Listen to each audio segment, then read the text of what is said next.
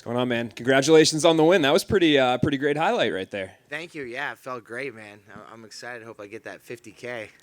No doubt. And I mean, for us, obviously, I think the crowd loves the visuals of like a walk-off knockout. Going through your mind, like when you hit him, did you know it was over? Like, is there any like, maybe I should jump in there just to make sure? Yeah, so I hit him on the feet right before that, and I saw in his eyes a little bit. But then when I hit that too, and he went down, I definitely saw it in his eyes. That's when I turned to my coach, and actually a funny moment because they were cheering, and then my coach had this look on his face like, go get him. And I turned around, I'm like, what? I saw him standing up. I'm like, no way. But he kind of wobbled, and of course they called it, which I was thankful for. But like I said, when he went down, man, I saw his eyes were completely rolling, and I didn't think he'd stand up. But yeah, he did, but we got it done. Yeah, and I know you've obviously had a lot of great knockouts between your MMA and kickboxing careers. Where do you feel like that one ranks on your highlights? I was telling my coach, man, that's one of the best. Just the whole atmosphere. Everybody was complaining about the morning card, and that's about the same time we train anyway. We're in Denver, so we're 2 hours back. But I was fighting about 12:30. Practice starts about 10.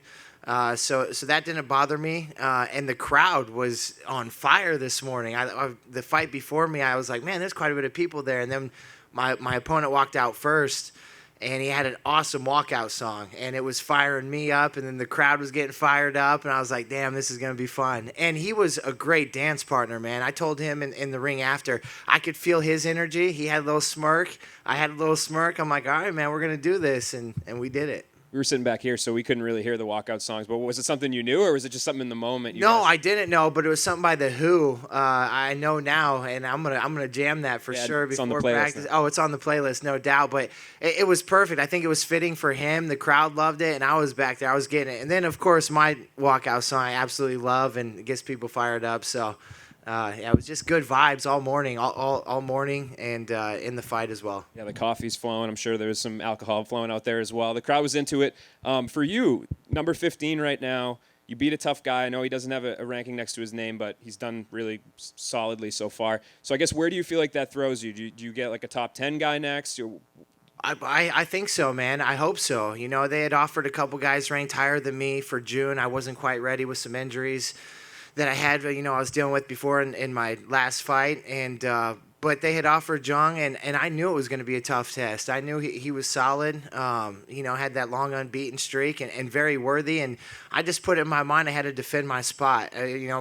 Jumping into top 15 and fighting that fight first, that's pretty risky. I had more nerves this fight than usual, but I'm such a veteran. I knew that they were going to work in my favor. And, the guy that was working my corner, part of the commission, he told me afterwards, man, I got one word for you, composure. He's like, from the time I saw you walk in, you were completely composed. And I felt cool, calm, collected, and went out there and did my thing. I knew it was going to be a great day. You've had a lot of fights in your career, but I think the thing that you're hitting at this point from an outsider's perspective is you're kind of finding consistency. Like even when you take a step back, you end up continue to move forward. Is there something that you've done differently over these recent fights to kind of maybe continue to move in the right direction, even if you have to take a step back once in a while? Not really. It's just being consistent. It's something our coach talks about all the time, man. Consistency is key, and it's the one thing that you can't teach. You just gotta keep showing up and taking your licks and daily, man. You just got to stick with the grind. And I think at this point in my career, I've just, I tell people all the time I've been through it to get to it, and that truly it has a lot of meaning to me. And I value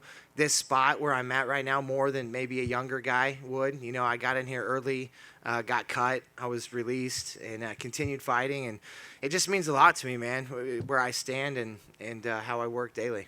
Great, thanks.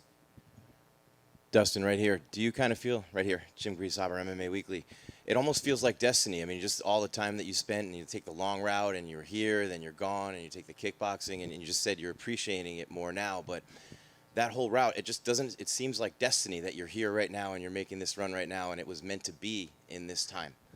100%, man. I truly believe that. Truly believe I'm destined for greatness, and I always saw myself in this spot. It just took a little bit longer to get here, and I appreciate it more because of that. And you can hear it in my voice. It truly does mean a lot to me.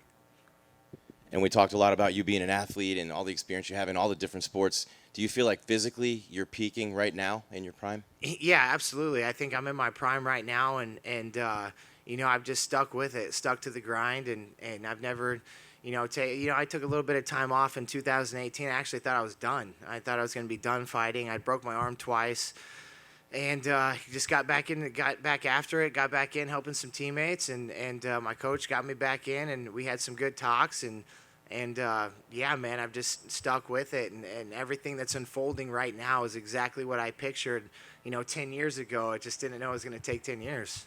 And the last one for me is seeing you here last time, and then now here around with all the events and in the hotel.